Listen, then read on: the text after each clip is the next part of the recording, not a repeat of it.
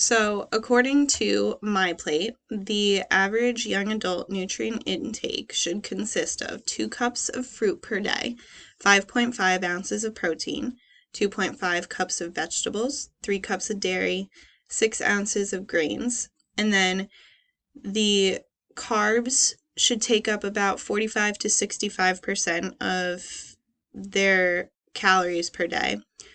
Their protein should be about 10 to 35% of their calories, and their fat intake should be 20% to 35%, with less than 10% derived from saturated and trans fats.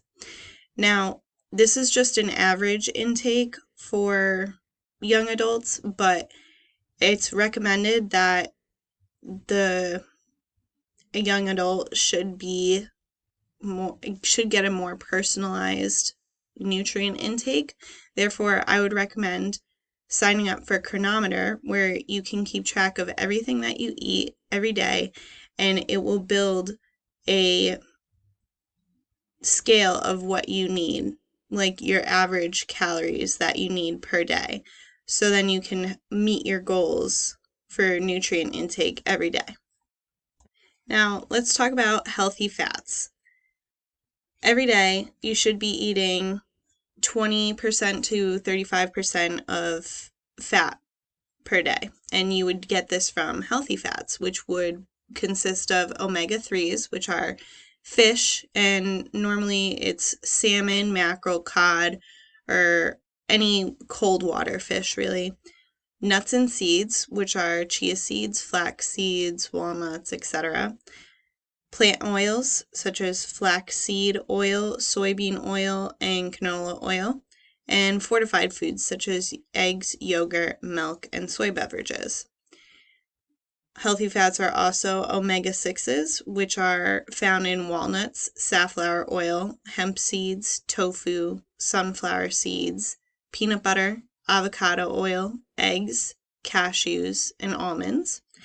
And then monosaturated fats are good as well, and they can be found in olives, peanut and canola oils, avocados, almonds, hazelnuts, pecans, sesame seeds, and pumpkin seeds.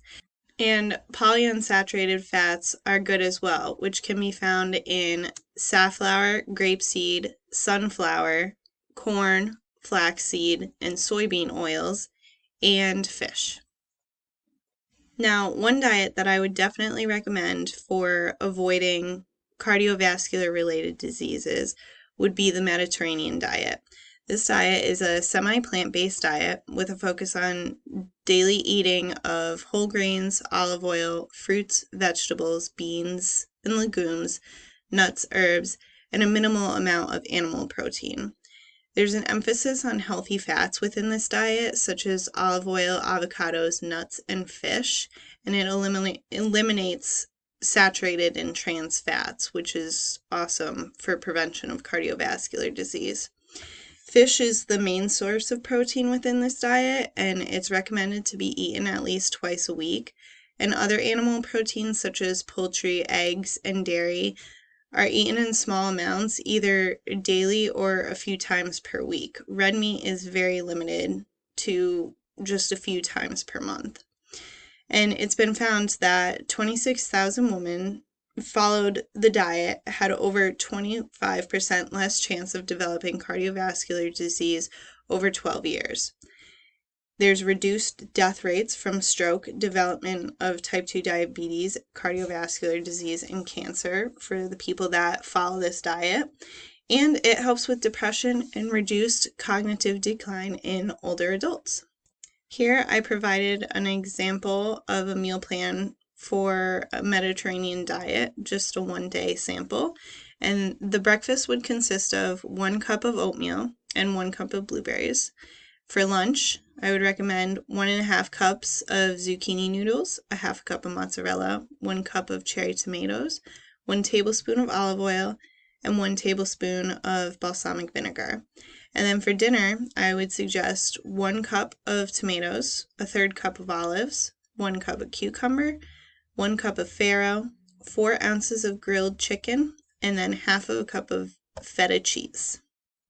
Another important aspect to preventing cardiovascular disease is to lower your sodium intake. Now, excess sodium causes water retention, which leads to high blood pressure. It's a major risk factor for heart failure and development of cardiovascular disease because it can build up plaque. And high sodium diets are tied to high fat and calorie diets as well. So there's more of an increase of developing excess fat and causing plaque within the heart as well. The average adult should be eating no more than 2,300 milligrams of sodium per day. Here I have provided a sample menu plan for one day for a low sodium diet. I would recommend for breakfast, you have about half a cup of oatmeal, half a cup of skim milk, half a cup of blueberries, and half a banana. For lunch, 4 ounces of grilled chicken breast, 2 cups of leafy green lettuce, 1 cup of raw grape tomatoes, a half of a raw carrot, juice of 1 lemon, 1 tablespoon of olive oil, and cracked pepper. And then for dinner, I would recommend 4 ounces of salmon with just lemon juice and oregano on top, and then half a cup of brown rice cooked in unsalted water, and 1 cup of seasoned steamed broccoli. So, as a young adult myself, I understand that shopping for healthy foods can be very hard. So, I provided some shopping tips that would be helpful for you guys to shop for healthy foods on a low income budget. So for do's, I would suggest making a shopping list before you go to the store and try to stick to that. Save a certain amount of money each paycheck specifically for grocery shopping and try not to tap into it until you go grocery shopping. Bring reusable bags. Buy in-season fruits and vegetables. Buy non-perishable items in bulk. And check out the sales for the week in the weekly ad. Buy canned or frozen fruits and veggies if needed. And aim for high nutrition, low cost foods such as whole fruits and vegetables. For don'ts, I would definitely recommend to go shopping on a full stomach. Don't go shopping on an empty stomach because then you'll just be wanting to buy more food. Don't cave to impulse buys. Don't leave home without a game plan in mind, such as a budget that you want to stick to or a shopping list. Don't forget your coupons. And don't buy foods with a massive list of ingredients, because the more ingredients that are on the food item means that it's less natural, and that's not healthy. Another recommendation that I have for preventing cardiovascular disease would definitely be to exercise. Death rates have decreased due to an increase in fitness levels among cardiovascular disease patients. Endurance training has also been associated with increased levels of good cholesterol and reduced levels of bad cholesterol, which leads to a reduced risk of development of cardiovascular disease. Studies have also shown that a regular, moderate to intense amount of exercise, so that would be 3 to 5 times per week, lowers blood pressure, which lowers the risk for cardiovascular disease. A key to weight control can possibly lead to quitting smoking and reduction of stress. Exercise. Personally, I stress out a lot and easily, and I find that exercising definitely does help reduce my stress, so I can attest to that. And exercising also improves the flow of oxygen throughout the body and strengthens blood vessels, which is good for prevention of cardiovascular disease as well. Here I've just provided some heart-friendly exercises such as walking, running, swimming, cycling, resistance training, Zumba, golf, tennis, basketball, soccer, briskly walking, yoga, dance, football, These are all fun, and they are great exercises to get the heart pumping and oxygen flowing through the blood vessels to prevent cardiovascular disease. So, what could change if everybody started to take preventative care against cardiovascular disease at a young age? At a global length, there would be less death, and there would be more focus on things like food insecurity, poverty, climate change, violence, etc. Other crucial things that are happening within the world that need to be changed.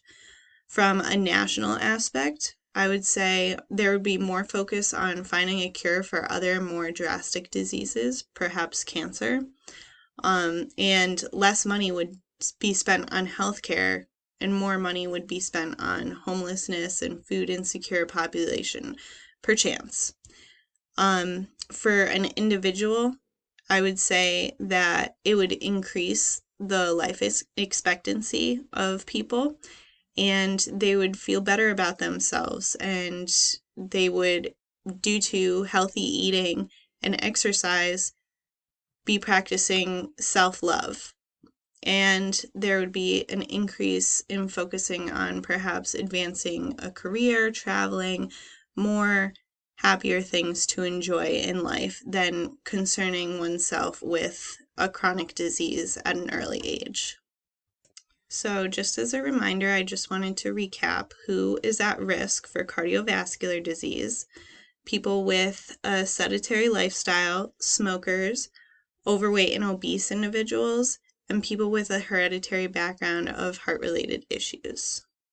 Now, I challenge you guys to start preventative care today.